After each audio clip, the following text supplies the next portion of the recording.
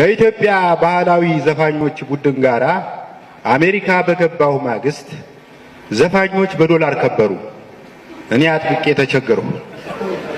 በወይዘሮ የሺሻ ወርቅ ናይት ክለብ ውስጥ ፋሲል ደሞዝ የጣውላ ክላሹን አነግቶ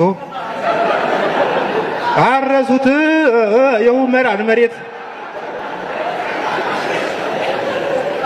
ብሎ ዘፍኖ ሁመራን ለመሸመት የሚያስችል የሽልማት ዶላር ይዞ ሲወርድ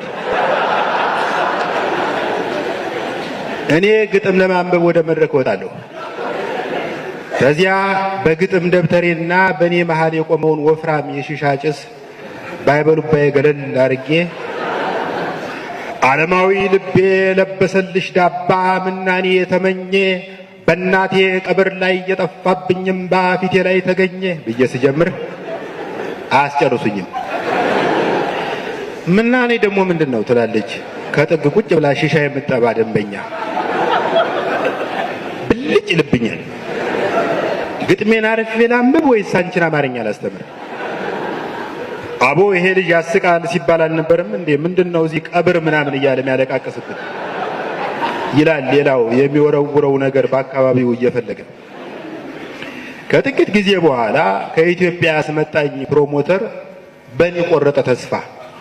ጥረህ ነድተህ ብላ ብሎ ጥሎ ይጠፋ። ኢትዮጵያ ውስጥ ምግብ አማረጥ የነበርኩት ሰውዬ አሜሪካ ውስጥ ያለ ፈቃዴ በተከታታይ ጦም ጀመር።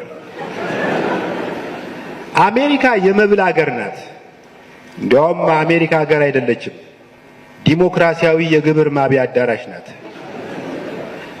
ጠዋት የቤቴን በር ስከፍት ጎረቤቴ ከሚኖሩት ዘፋኞች ከነ ጃምቦ ጆቴ ክፍል ማት አይነት የፕላስቲክ አገልግል፣ የሰርዲን ጣሳ፣ ድርብ ሰረዝ የመሰለ በርገር እንዲሁም የቢራ ጠርሙስ እየተጠረዘ ሲወጣ ያለው ከጎረቤቴ የምቾት ተረፈ ምርት እየተተለተለ ሲወጣ እያየው የዓለም አቋረጥ አዛጋለሁ።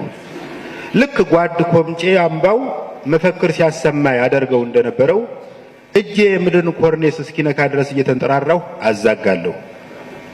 ሲብስብኝ ማንኛውንም የምሳ ግብዣ ያለምንም ቅድመ ሁኔታ መቀበል ጀመርሁ። ዘፋኞች ተጋባዥ ገጣሚ በማለት ይጠሩ ጀመር። አንድ ቀን የቨርጂኒያ ከተማ አውራ ጎዳና ዳር ቆሜ በጥሞና አሰላስላለሁ። ፊቴ ላይ የሚታየውን ጥልቅ ጥሞና የተመለከተ